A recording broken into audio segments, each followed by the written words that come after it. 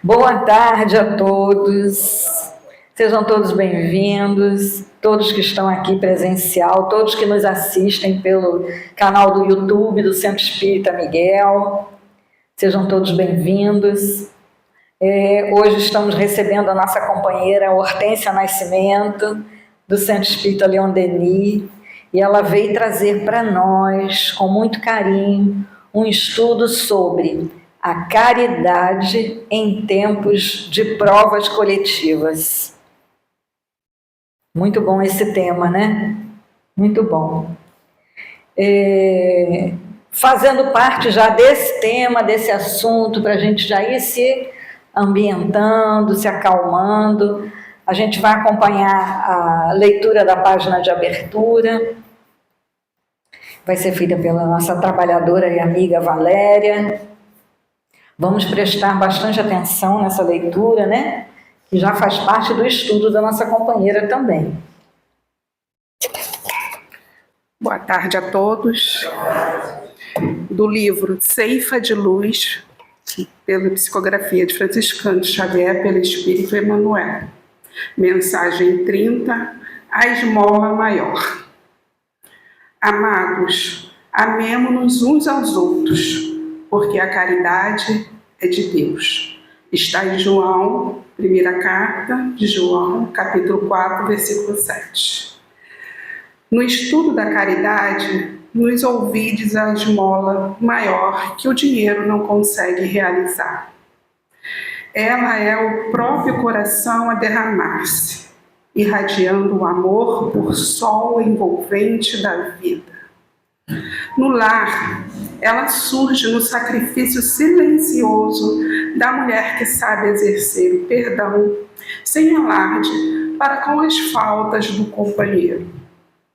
Na renúncia materna do coração que se oculta, aprendendo a morrer cada dia para que a paz e a segurança imperem no santuário doméstico. No homem reto, que desculpa as defecções da esposa enganada, sem cobrar-lhe tributos de aflição, nos filhos laboriosos e afáveis que procuram retribuir em ternura incessante para com os pais sofredores as dívidas do berço que todo ouro da terra não conseguiria jamais resgatar. No ambiente profissional, é um esquecimento espontâneo das ofensas entre os que dirigem e os que obedecem, tanto quanto o concurso desinteressado e fraterno dos companheiros que sabem sorrir nas horas graves, oferecendo cooperação e bondade para que o estímulo ao bem seja o clima de quantos lhe comungam a experiência. No campo social, é a desistência da pergunta maliciosa, a abstenção dos pensamentos indignos, o respeito sincero e constante, a frase amiga e generosa e os gestos de compreensão que se exprime sem paga. Na via pública, é a gentileza que ninguém impede, a simplicidade que não magoa, a saudação de simpatia ainda mesmo inarticulada e a colaboração imprevista que o necessitado espera de nós, muitas vezes sem coragem de endereçar-nos qualquer apelo.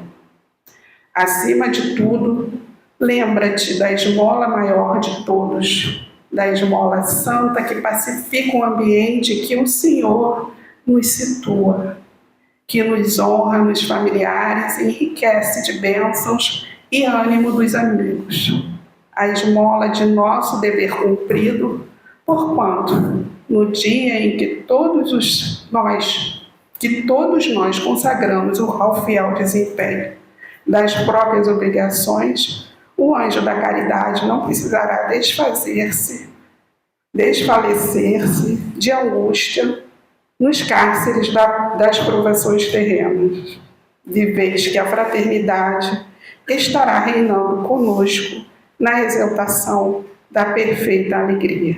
Graças a Deus.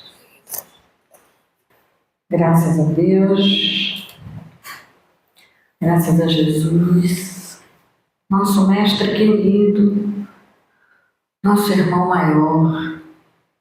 Vamos elevar nossos pensamentos, unindo nossos sentimentos também ao alto, agradecendo por mais essa oportunidade que temos aqui hoje, essa tarde de reflexões, de estudo, essa casa que nos recebe sempre, agradecendo os bons fluidos que aqui encontramos, a boa ambiência, agradecendo aos trabalhadores espirituais que aqui estão,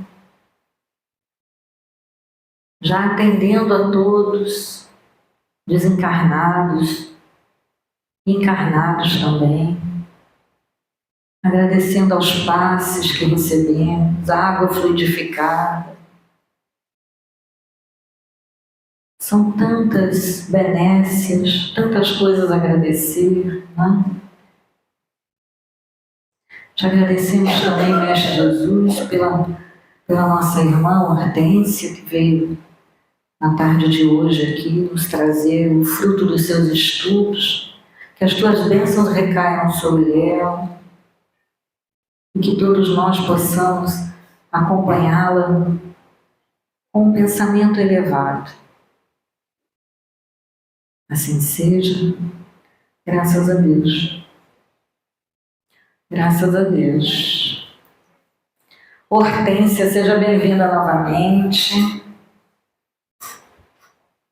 O púlpito é todo seu.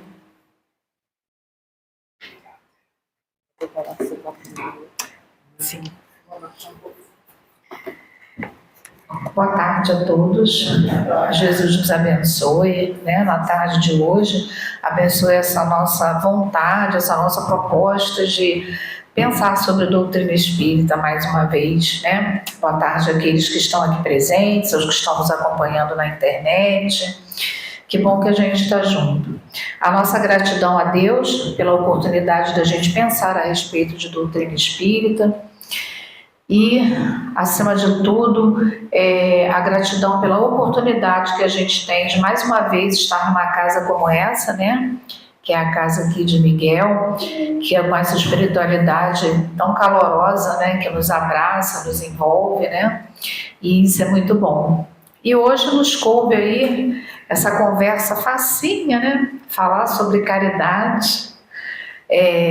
E caridade, lembrando das provas coletivas, né? Caridade nas provas coletivas. Quando a gente fala de caridade, a gente não pode deixar de citar a questão do Livro dos Espíritos, que está lá na Lei de Sociedade, né? Que está lá na Lei de Justiça, Amor e Caridade, na questão 886, que Kardec pergunta aos espíritos qual é o verdadeiro sentido da palavra caridade, como Jesus entendia. E os espíritos respondem, né? E a gente muito assim, de uma forma muito coloquial, de uma forma muito simples, a gente diz que é o famoso BIP, né? Benevolência para com todo mundo, indulgência para com as imperfeições alheias e perdão das ofensas, né? Aí, como a gente estava falando aqui, facinho, né? Muito fácil. Mas não é impossível, né? A gente pode até ter algumas limitações para conseguir isso, mas não é impossível. E na nota de Kardec, a respeito dessa questão que fala o que vem a ser o sentido real da caridade, Kardec, no segundo parágrafo da questão, ele nos lembra que a caridade, segundo Jesus, ela não está restrita só à esmola, né? Ou seja, oferecer a questão material, oferecer aquilo que o outro precisa em termos materiais. E aí a gente não pode deixar de lembrar do capítulo 15, lá do livro do Evangelho segundo o Espiritismo, intitulado por Kardec, Fora da Caridade não há salvação, das questões, né, que envolvem a caridade moral e a caridade material, né? estão lá nos itens, deixa a gente ver aqui, eu acho que eu me confundi o capítulo. Necessidade da caridade, sim, mas a gente fala da caridade moral e da caridade material, né? Lembrando para a gente que a caridade material, que é o que envolve a esmola, em alguns momentos a gente acha que ela até nem é tão fácil assim de ser realizada, porque a gente está acostumado a ter que dar o muito, né? Um quilinho só, tão sem graça, um quilinho, né? Mas é um pacotinho só, mas aquele pacotinho, aquele quilinho, unido aos demais que possam colaborar, ele se torna, daqui a um tempo, uma tonelada, né? Se todo mundo resolver colaborar. Deixa de ser 1 quilo para se tornar uma tonelada, né? Então, tem o seu valor. Por menor que seja a contribuição em termos materiais, ela tem o seu valor. E a caridade moral, né? A caridade moral também não é algo assim tão impetuoso, tão assim intenso. Às vezes um sorriso, uma postura gentil, uma postura educada que você tenha com o outro, né? Um bom dia, uma boa tarde, uma boa noite. Isso é uma caridade moral que a gente não está nem tendo noção do que está fazendo. Porque muitas das vezes, quando a gente dá um bom dia para o outro, a gente acha que não é nada demais, né? Que é um ato mecânico. Afinal de contas, eu sou educado, eu tenho que dar bom dia. Mas quem recebe, né? Às vezes faz toda a diferença para aquela criatura que recebe. Uma vez no trabalho de atendimento fraterno ao desencarnado, que a gente conhece no Espiritismo como desobsessão, o espírito ele foi atendido, era um espírito de um assistido, com algumas dificuldades, né?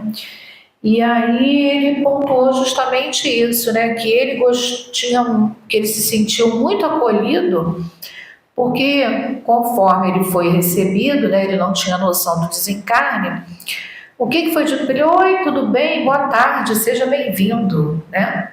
E aí ele, no entendimento dele, no psiquismo dele, ele ainda se encontrava como uma pessoa ainda assistida de rua. E ele disse assim, puxa vida, estão olhando para mim para me dar boa tarde, né? Me dizer que eu sou bem-vindo, né?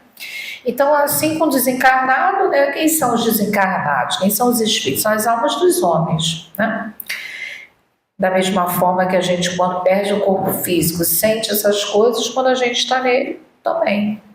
Então, independente de qualquer lugar que a gente ocupe na sociedade, independente do nosso gênero, da nossa profissão, de qualquer coisa, todos nós gostamos de ser bem tratados, né? Todos nós gostamos de ser olhados, ser percebidos, e principalmente quando a gente está nas nossas dores, quando a gente está com as nossas dificuldades. Principalmente quando a gente está num processo de dor íntima, né? De questões emocionais, questões morais íntimas nossas, quando o outro olha para a gente de uma forma afetuosa, quando a gente diz olhar no sentido pejorativo, né? No sentido de dizer assim, ele presta atenção na gente de alguma forma, ou através de um cumprimento, ou através de um aceno, através de uma postura gentil, isso para nós tem valor. E na visão espírita, isso é uma forma de caridade. Ela não é material, mas ela é moral, né? Então, às vezes a gente acha que para fazer caridade tem que fazer grandes feitos e não necessariamente precisa disso. Às vezes, mesmo nós espíritas, né? A gente vai falar daqui da gente, a gente se envolve nas atividades de uma tal forma que acaba nos sobrando tempo para muita coisa. Aí quando a gente atende o telefone a um amigo, aí você pergunta, tudo bem? A pessoa, não, mas eu estou com pressa, que eu tenho que atender a casa espírita, tenho que fazer uma atividade. Aí a gente para pensar, né? A gente para pensar, né? Aí tem que parar, tem que dar atenção, né? Ou então a gente entra na casa espírita correndo porque tem curso, porque tem que fazer uma instrução, porque tem que fazer uma palestra, porque tem que isso, porque tem que aquilo, porque tem que aquilo outro, porque tem que trabalhar, não dá nem bom dia, porque não dá tempo, não dá boa tarde, não dá tempo. Se o outro parar para perguntar para a gente a gente nem pergunta como é que está, que é para o outro não dizer como é que ele está, e a gente não tem que parar para prestar atenção. Então a gente precisa se perguntar sobre esses nossos hábitos, essas nossas atitudes, o quanto elas podem ser trabalhadas, modificadas, buriladas, para que a gente possa aproveitar a oportunidade de fazer a caridade moral, que não significa necessariamente a doação material. Agora, a doação material é importante? Eu costumo brincar e costumo dizer, fluido não paga a conta. Não paga. Não paga a conta da laje, não vai pagar a internet, né? Não vai substituir a alimentação que aquele organismo físico necessita, né? A gente quer que a criatura que vai buscar o atendimento assistencial, ela receba as orientações do Evangelho, perfeito. Mas de barriga vazia a gente não pensa, né? Tanta clareza, né? E isso a própria ciência explica. A ciência a mente vazia também. Claro, pode. A esmola, sim. A pessoa tem que serviço, trabalho para não ser sã corrupção. Se não desenvolve, não evolui, nós chegamos onde chegamos. A gente tem aqui uma companheira, né, falando que a esmola, dependendo da maneira como ela é dada, ela acaba humilhando o semelhante, né? Muito bem lembrado, obrigada pela colaboração. A moral, para a pessoa aprender a trabalhar para viver. Isso. E ela está complementando aqui, eu vou falar do jeitinho que eu entendi, né?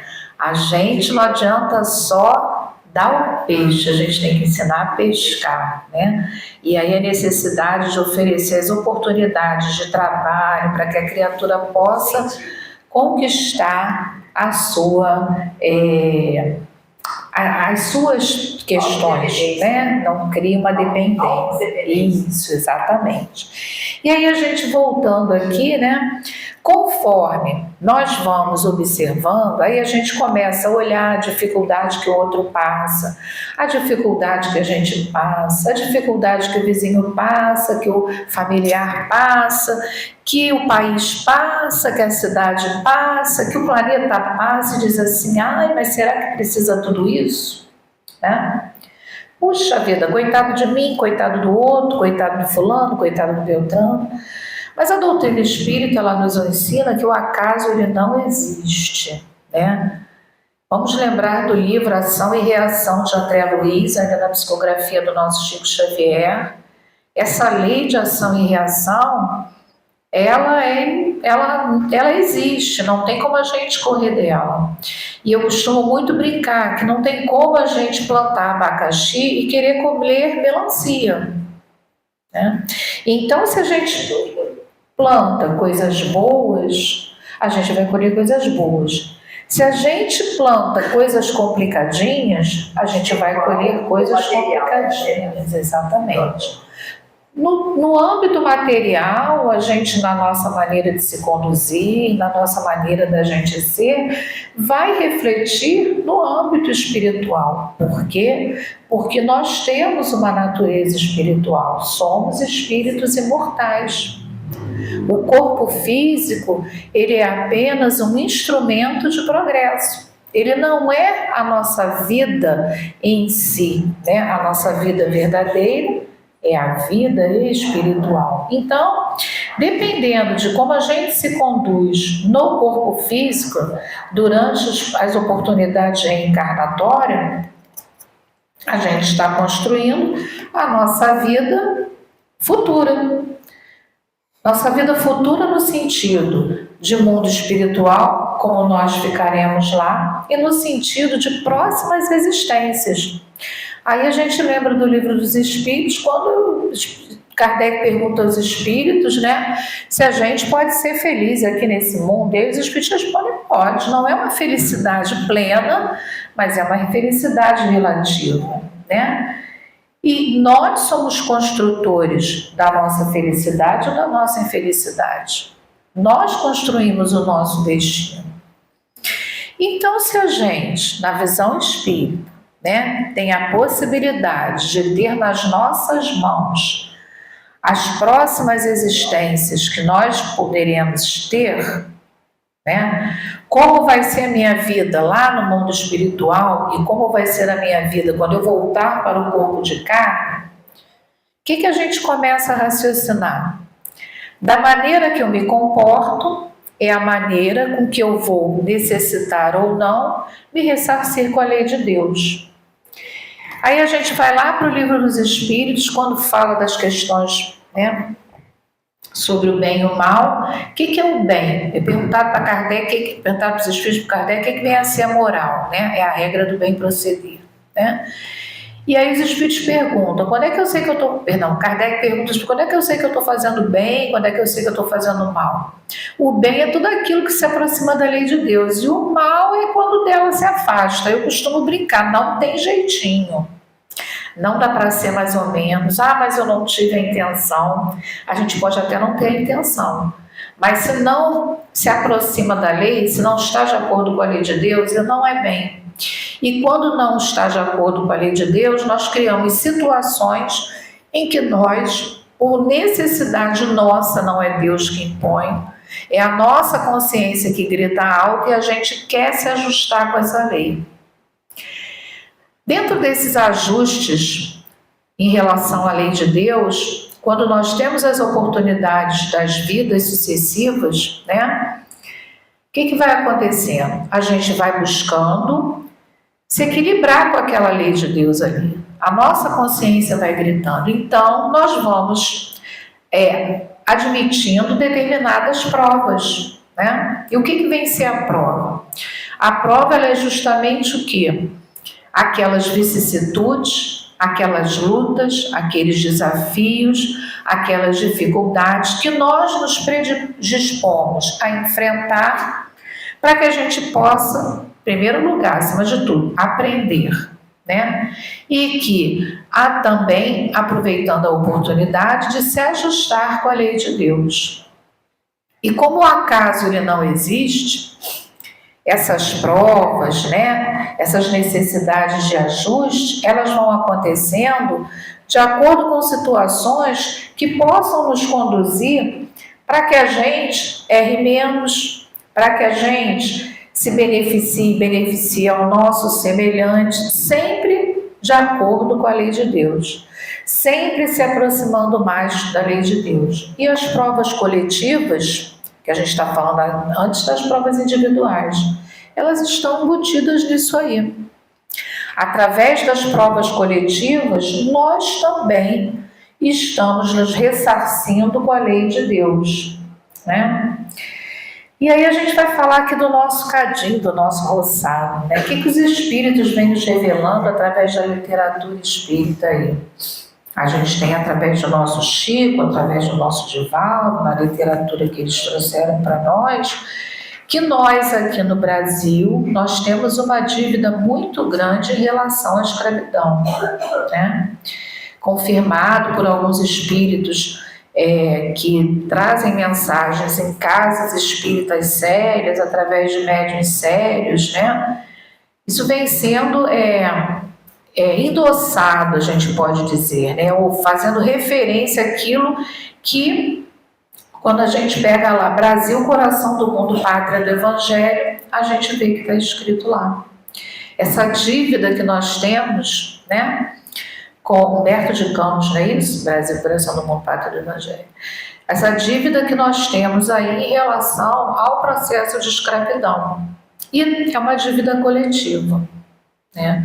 Nós que estamos reencarnados nesta cidade, neste município, neste país, neste planeta, nesse aspecto da escravidão, aqui nós temos essa dívida coletiva. Mas é só aqui não, tem outros países, outros povos que estão envolvidos com essas questões também. Não em relação aos negros, como nós temos, mas estão em relação a outras questões, a outras situações. Recentemente, né, quando a gente vai estudando, porque fica muito influente na mídia aí, né, a questão desses novos seriados, né, asiáticos, eles estão assim muito em evidência em todo mundo. principalmente os seriados coreanos, né? Essas músicas de K-pop, a garotada gosta, a juventude gosta. E a gente, para se atualizar, tem que acompanhar, até para saber o que é. E dentro dessas questões, a gente, buscando mesmo conhecimento, o que a gente aprendeu? Porque para mim era desconhecido, eu não sabia, né? O Japão, que é um país que eu admiro, pelas conquistas que eles conseguem ter, pelas provas coletivas que eles conseguem superar, mas tem uma grande dívida com um povo, como por exemplo os coreanos, porque eles massacraram os coreanos em algum momento, escravizaram, utilizaram suas mulheres de forma inadequada, foram cruéis, né? A gente não tem nada, e a geração de agora é de agora, que passou. Mas existem aí determinados aspectos que, de repente, aquele povo necessita passar. A gente não está aqui para julgar quem somos nós, a gente já tem aqui as nossas situações para resolver, né? Porque a gente também não é nenhuma flor de maracujá. Mas é um povo que tem também suas necessidades de ajuste na visão espírita, deixando bem claro isso, a gente está trazendo a visão do espiritismo, porque observa-se o quê? Isso é um exemplo de desajuste, de afastamento da lei de Deus, desses nossos irmãos, em relação a uma outra cultura, um outro povo, né? E aí a gente vê tanto terremoto, tanta coisa complicada, e diz assim, mas puxa, né? Mas mesmo diante dessas provações, dessas vicissitudes, que é o meio ambiente que eles vivem, obriga que eles passem, que não é por um acaso, né? A gente vê que o aprendizado e o progresso existe, né? Porque quanto que eles desenvolveram de inteligência, de possibilidade de viver de uma forma mais equilibrada diante dessas vicissitudes que eles necessitam passar. Quanto progrediram? A mesma coisa a gente falou aqui do povo coreano, né? Eles também quanto progrediram? Na década de 80, década de 70, a coisa era esquisita lá. Quanto cresceram hoje? Mas aí a gente vê um aspecto hoje em dia, né? O afastamento da ideia de Deus. Quando a gente observa determinados aspectos da cultura do povo, a gente vê o afastamento da ideia de Deus, né? A dificuldade de entender da ideia de Deus. Então, isso é o quê? Isso são situações que vão fazendo com que aquele grupo que está reunido ali naquele ambiente necessite superar,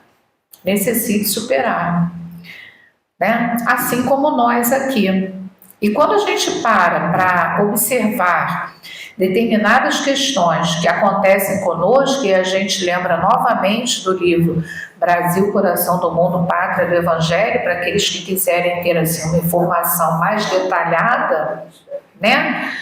Quantas questões complicadas nós aqui no Brasil precisamos superar por conta de comportamento que tivemos em reencarnações anteriores, né?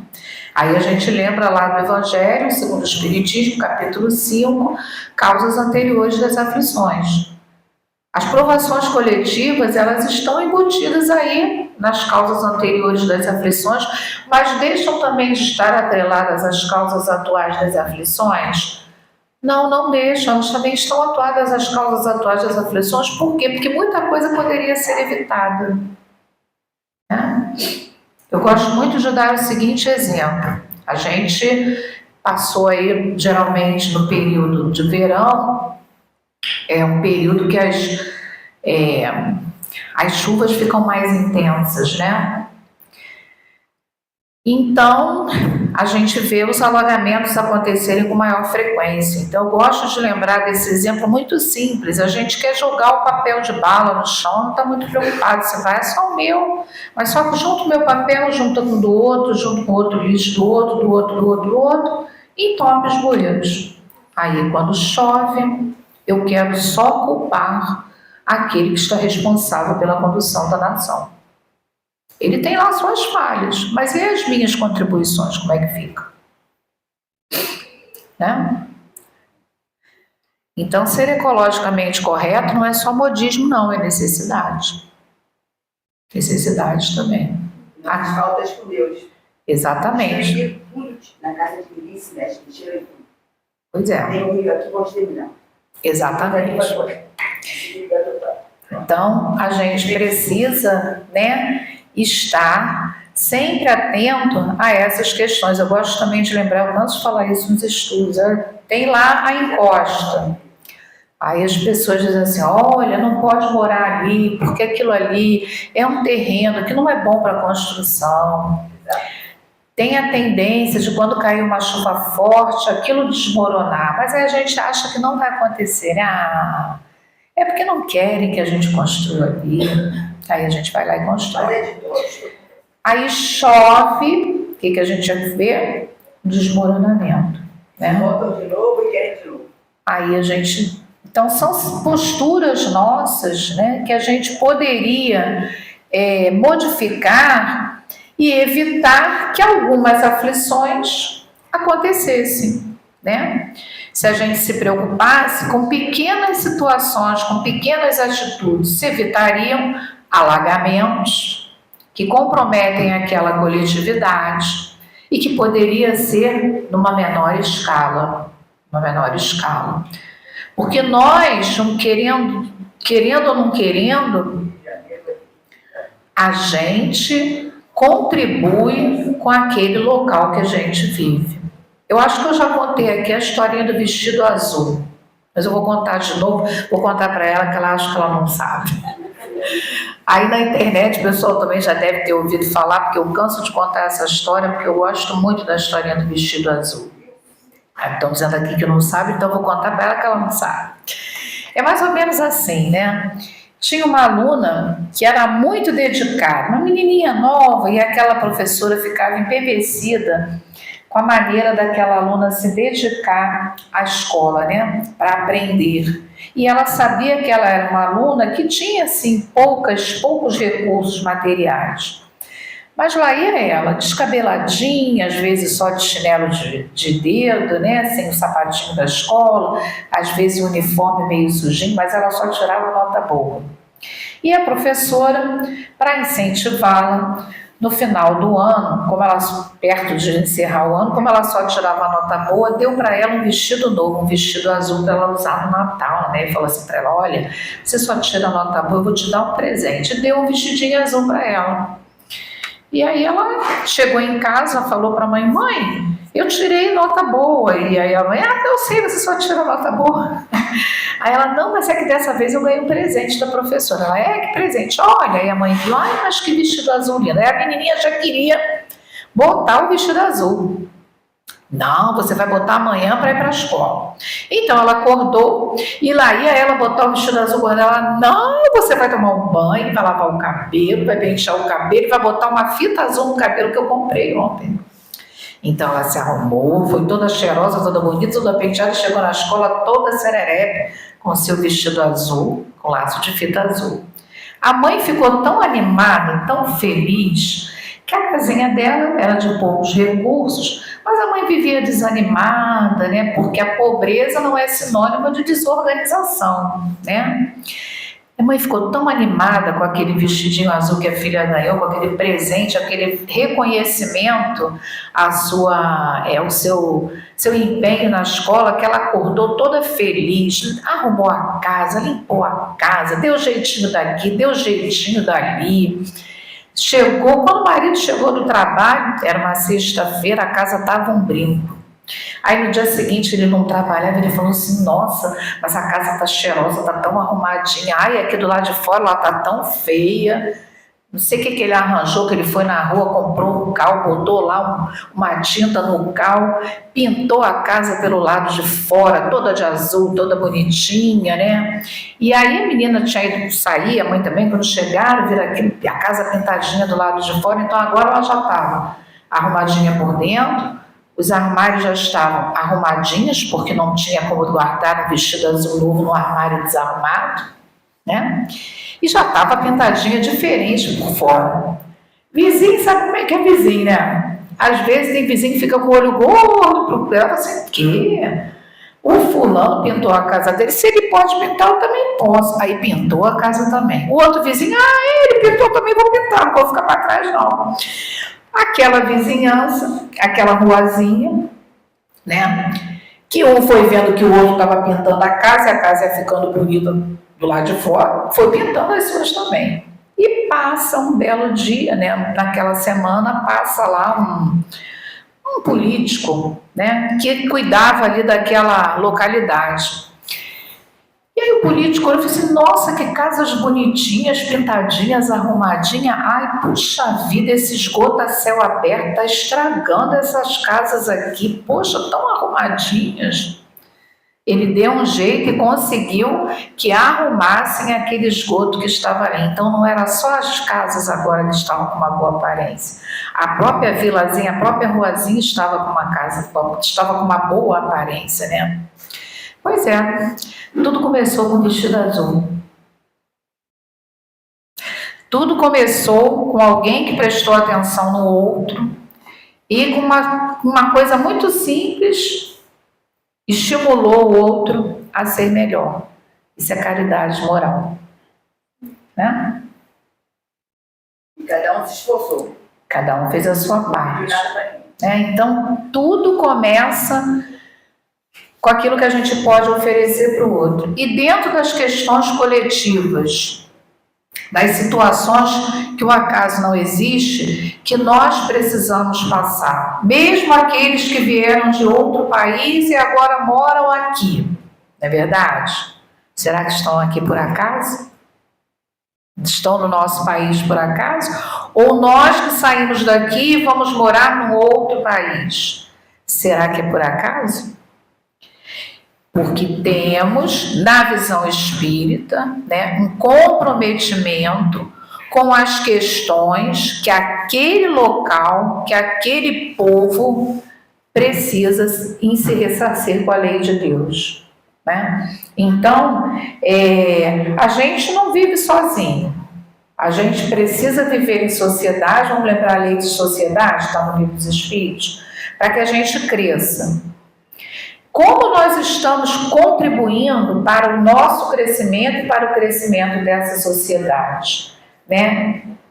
Porque é o que Jesus falou, lá na nota que Kardec coloca, a caridade não é restrita à esmola, ela abrange todas as relações que temos com os nossos semelhantes, superiores e inferiores.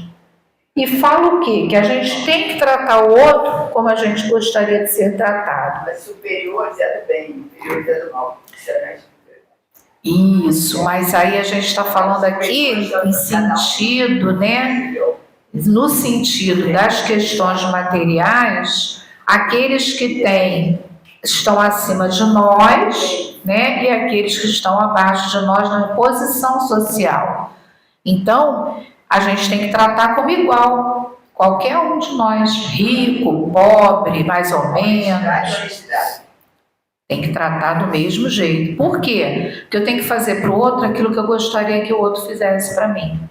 E dentro dessas provas coletivas, que acontecem não é por acaso, o tsunami que houve lá no Haiti, né, um tempo atrás, quem estava lá naquele momento, de outra nacionalidade, de outra localidade, de outro país, não estava ali por acaso.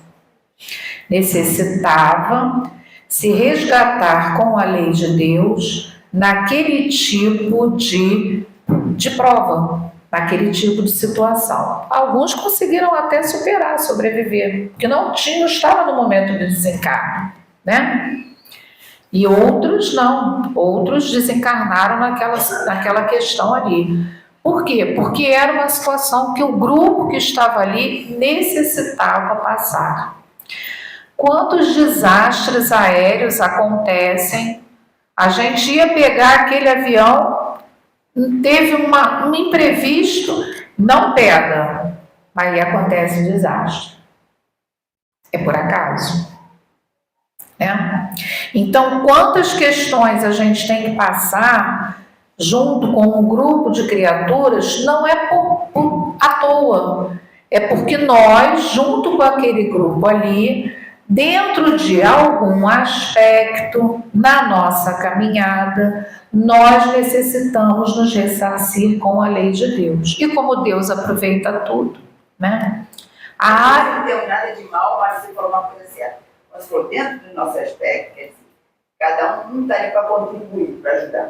Isso aí, a gente tem aqui uma colaboradora que ela está aqui. É isso que está fazendo, estou explicando para ela está aqui nos ajudando a pensar, né? Então ela está dizendo aqui para gente, que é para a gente observar o que a gente faz para cada vez a gente poder fazer melhor, né? E aí, dentro dessas questões das provas coletivas, o que a gente tem que pensar? Que se estamos dentro daquele grupo, não é por um acaso, não é à toa, não é do nada, né? A gente ia falar aqui da área da educação. Há pouco tempo eu estava conversando com uma colega, né, e assim, eu sou da área da educação, já estou aposentada, mas ela está na ativa. Então a gente estava pontuando a dificuldade que se tem atualmente, muito maior do que na nossa época, né? E aí eu parei, eu pensei, eu não precisava passar por esse tipo de vicissitude que o grupo de agora está passando, porque senão de alguma forma eu ainda estaria na ativa. Pela minha faixa etária eu ainda podia estar na ativa, né? Mas eu tive o tempo de um serviço, de me aposentar, que é diferente da maioria, né? Professor e médico tem aí umas coisas específicas, e eu dei entrada, tinha o direito, de acordo com a regência, e me aposentei. Se eu tivesse o compromisso que passar por esses embates, esses desafios que o grupo atual está passando, de algum jeito eu estaria lá ainda vinculado, né? Mas na minha época eu tive os meus desafios. A gente vai falar uma coisa muito simples. Me lembro quando nós começamos, né? Quando eu casei, meu marido brigava comigo porque a gente, como professor, a gente comprava material para o aluno usar. A gente ganhava pouco, ainda comprava, porque eu não tinha coragem. Né? Ainda dava para comprar um caderno, encapava todos os cadernos, né? Comprava matriz, comprava álcool. Quando eu comecei, foi logo ali. E foram as necessidades, foram as provas que a gente precisou passar junto àquela coletividade que estava comigo ali naquele momento.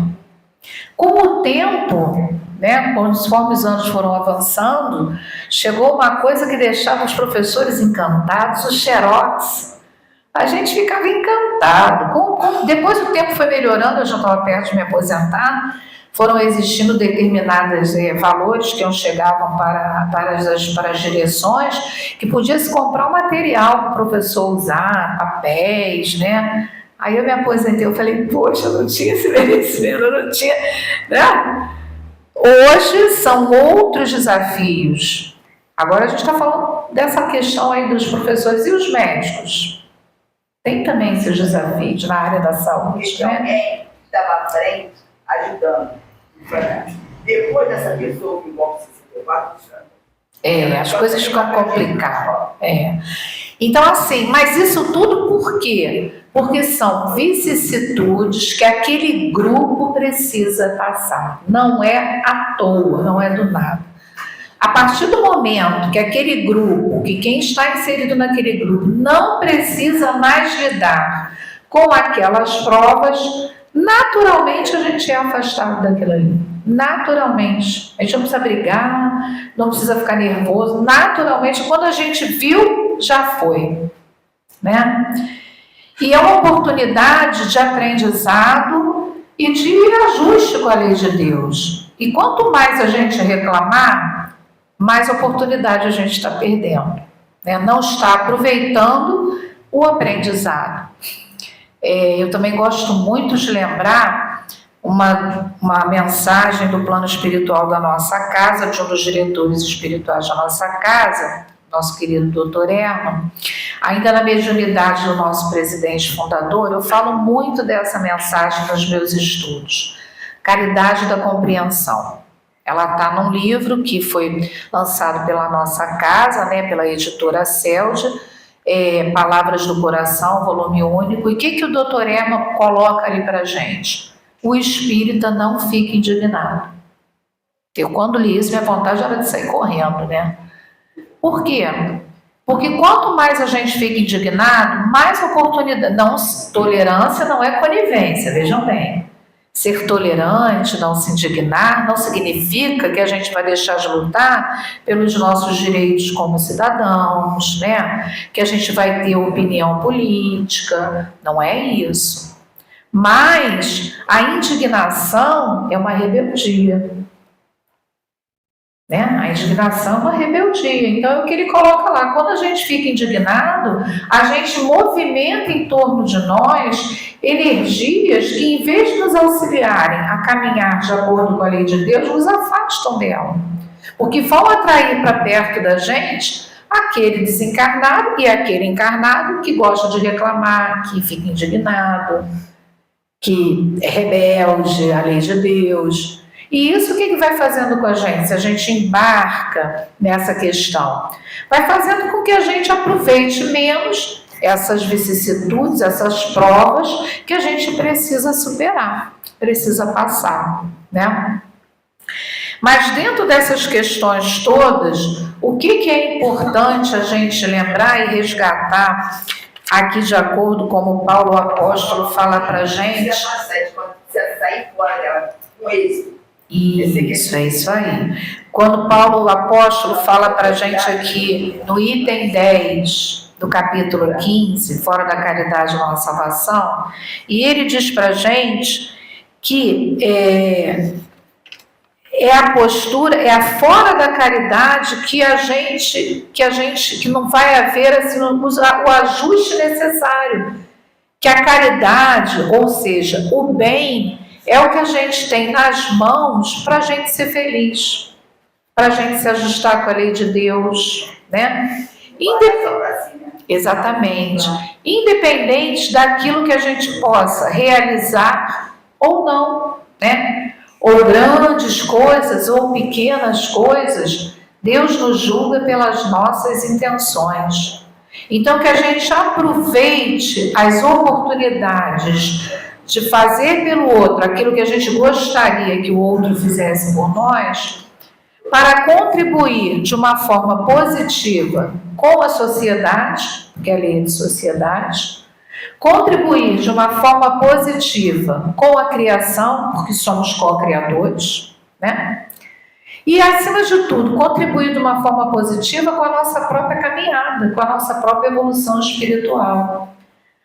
O bem que a gente puder fazer, que estiver nas nossas mãos, seja em pequena escala ou em grande escala, no âmbito material ou no âmbito emocional, no âmbito moral, que a gente o faça, porque o primeiro beneficiado somos nós mesmos, né? Então, diante dessas provas coletivas que todos nós participamos de alguma forma, porque de uma maneira direta ou indireta contribuímos com determinadas questões que envolvem aquela localidade, aquele país, aquela cultura, aquele povo, que a gente possa usar o bem a favor de nós, usar a lei de Deus a nosso favor. De que forma? Fazendo bem, sendo bom, né? Bem verdadeira. Dentro das nossas possibilidades. Eu costumo brincar que não adianta a gente querer dormir Hortência e acordar Bezerra de Menezes, né? A gente ainda não está podendo. Mas se eu vou dormir Hortência, eu vou acordar uma Hortência melhor um pouquinho. Se eu não posso contribuir com 10 quilos de feijão, mas eu posso contribuir com um pacote de macarrão, que eu contribuo com um pacote de macarrão. Se eu não tenho um pacote de macarrão, mas eu tenho um sorriso nos lábios, que eu contribuo com um sorriso nos lábios. Se eu não quero rir, mas eu pelo menos posso ouvir, então que eu apenas ouça o desabafo de semelhante. E que Jesus nos envolva com muita paz nos nossos corações. Obrigada aí pela paciência de vocês, tá? E me ouvir. Aí eu vou esperar que a prece é aqui ou é lá? Obrigada pela aqui? contribuição. Tá bom, você também me ajudou muito. Mas eu só tinha que cumprimentar. Obrigada, Hortência. Muito bom, muito bom. Entendemos direitinho o que são essas provas coletivas? Tem pra onde Não sei correr. que os outros Não fazem tem para errado. onde correr, né? Não sei que os Muito outros fazem bom. errado. Sempre há uma oportunidade de praticar a caridade, né? Com certeza, sempre. Pelo pensamento, pelas intenções, com dinheiro, sem dinheiro, né? Fisicamente, espiritualmente, sempre há uma oportunidade. Chamar de desamparar sua descendência mendigar o Tá pão, bom. mas só para Agora a gente vai pedir ao palestrante para ela fazer a nossa prece de encerramento da reunião pública de hoje. Tá? Hortência, por favor, não saiam do lugar que depois eu tenho outros avisos para dar, tá bom? Vamos lá, então como a gente sempre, né, costuma pedir que a gente coloque na nossa tela mental essa figura do Senhor Jesus, né? Esse irmão mais velho, esse amigo dos nossos corações, e assim converse com ele. Senhor Jesus, neste momento as nossas palavras são apenas de gratidão. Gratidão pela oportunidade das reflexões que tivemos na tarde de hoje. Gratidão pela troca de energias que teremos através do passe.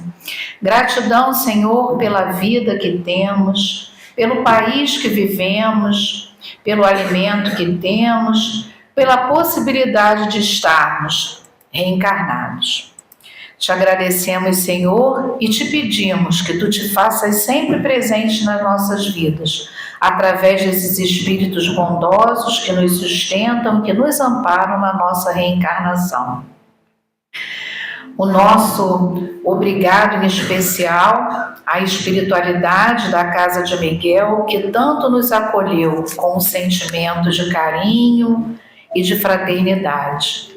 Assim, querido Jesus, em Teu nome, em nome desses espíritos bondosos que nos sustentam e que nos amparam na nossa caminhada, mas acima de tudo, Senhor, em nome de Deus, pedimos a permissão para encerrarmos neste momento mais um estudo na Casa Espírita de Miguel.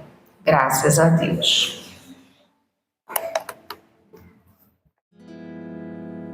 Jesus, no silêncio da prece, teus irmãos a ti pedem paz, para aliviar um pouco as aflições. Senhor, enxugai nosso pranto, precisamos do teu amor e sentir tua presença envolver nossos corações. Por isso